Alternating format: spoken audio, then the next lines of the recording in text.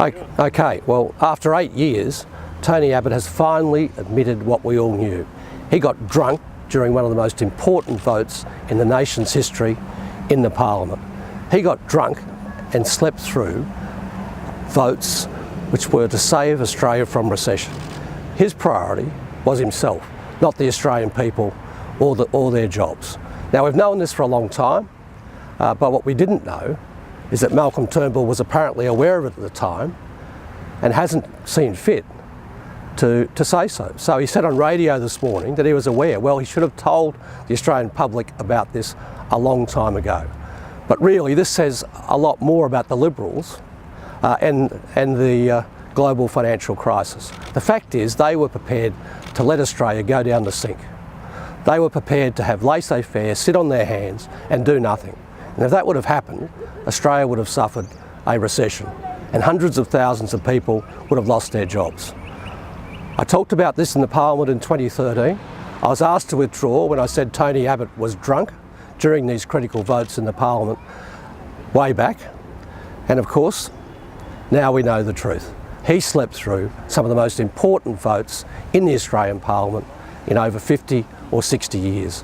When the jobs of Australians are on the line, Tony Abbott didn't care. His recklessness knows no bounds. Why do you think he's only revealed this now? I have no idea, absolutely no idea, because what it reveals is a lot about the attitude of the Liberal Party when we were fighting the global financial crisis. Relentless negativity, exaggeration about deficit and debt. They didn't give a stuff about the jobs of Australians. And Tony Abbott didn't care what he did to achieve his political ends, but at the same time, he was so self-indulgent on that night. He missed division after division after division. And since that time, he simply lied about it. He hasn't come clean about it. Why he's chosen to do that now, I don't know. Perhaps he's just utterly and completely lost the plot. It's hard to know. What exactly do you think it says about Tony Abbott's character? And do you believe it demonstrates that he's unfit to be in Parliament? Well, I think it says a lot about the Liberals, their attitude to what we were doing during that period. They all adopted that attitude, including Mr Turnbull.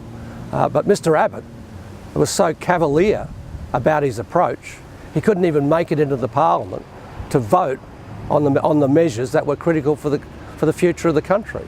It says a lot about his negativity, and it says a lot about his obsession with himself, but it says a lot more about the modern Liberal Party of Australia. Mr Turnbull and Mr Abbott, who were prepared to see the country go down to gurgler just for politics.